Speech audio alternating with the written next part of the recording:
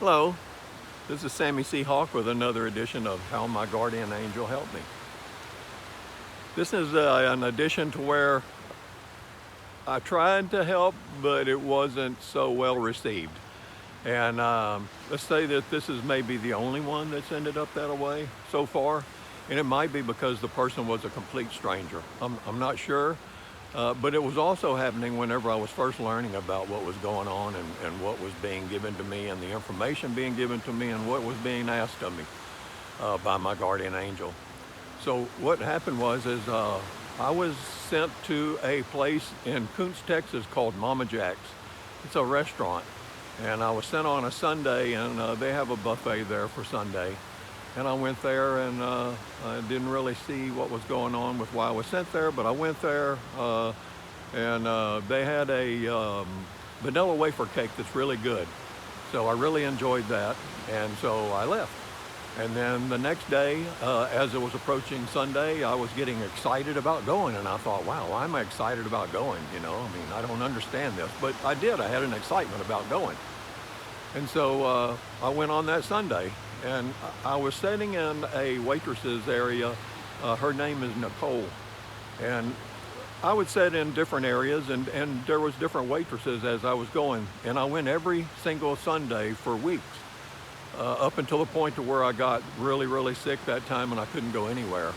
And that was whenever, of course, I realized what was going on. But I kept going, and I would get different waitresses, but many times I would have Nicole. And I really didn't understand why I was there and how I was there to help her, because I didn't know her and I wasn't getting any kind of signals about that. And so I just kept going. I wasn't going there because the food was great, because for me it really isn't that good. Just the vanilla wafer cake is good.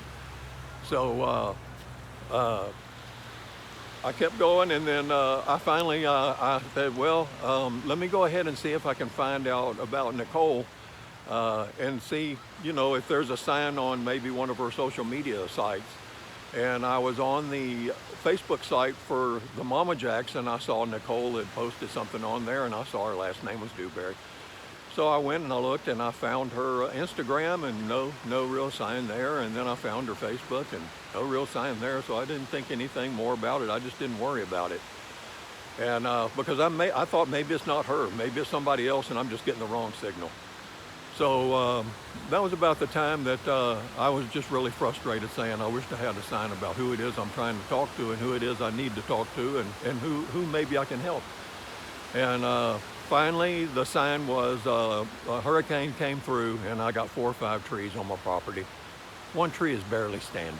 The tree is rotted. The people are calling me and saying, can I cut your tree down? It's just a completely rotted tree that's still there.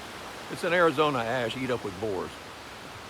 Anyway, the hurricane comes through, and only one tree in my entire yard gets blown over, and it's the dewberry tree.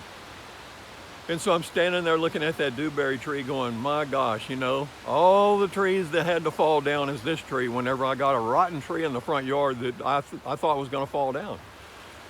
But no, it was the dewberry tree, and so that was my sign, because that's Nicole's last name. So whenever I finally went in that Sunday, she was my waitress again, and I told her, I said, hey, I was sent to help you. She said, obviously, you know why? Because here's some stranger saying he was sent to help her. And I tried to tell her, well, she prayed about something, whether she was praying for a sign of God exists, or whether she was, whatever, I don't know what she was praying for, but if she remembers, you know, to let me know. And she just thought that I was weird, and left.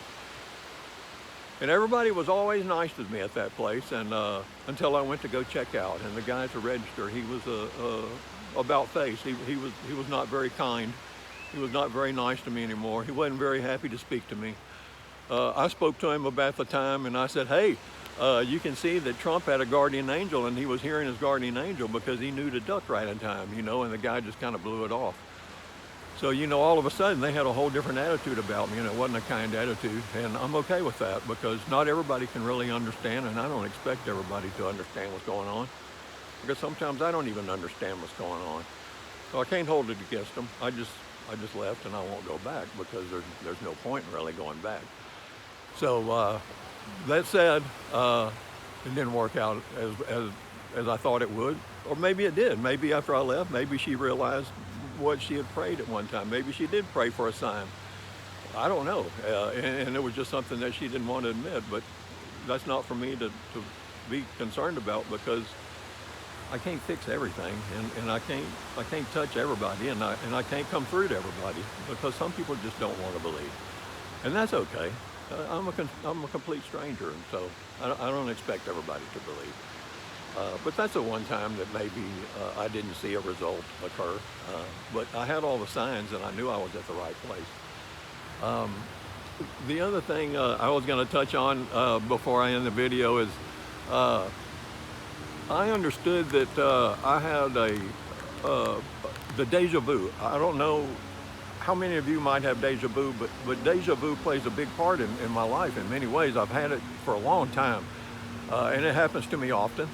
And I do have one time that I was in Washington, D.C., and I was with Johnny Isbell and two other guys from Pearland. I think maybe one guy's name is Brett and maybe Shane.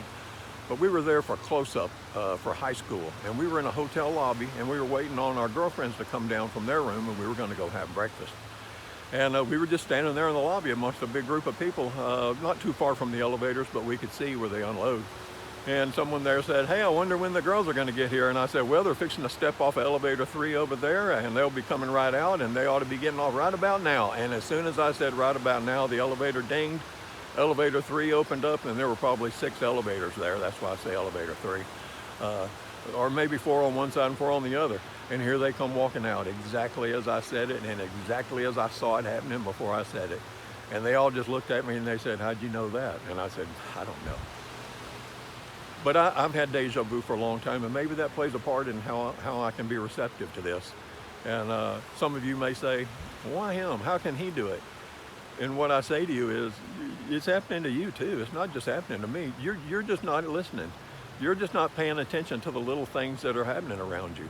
And that's the little coincidences that are going on, because you know, it's not really coincidences. It's things that are happening because they were designed that way to happen in our life plan. So it's happening to you too. It's not just happening to me. I'm just the one that can pay attention to it. I'm the one that's receptive to it, and I'm the one that's noticed it. So maybe you can too. Maybe you can start seeing some of these coincidences in your life. Maybe you can start seeing some of these things happening too, and be able to benefit yourself and the others around. And I say benefit yourself is you're putting yourself in a position where you can help others. And that's a benefit to you, because you're doing God's work. You're helping others. So keep watching, keep listening, and be aware it's happening in your life too.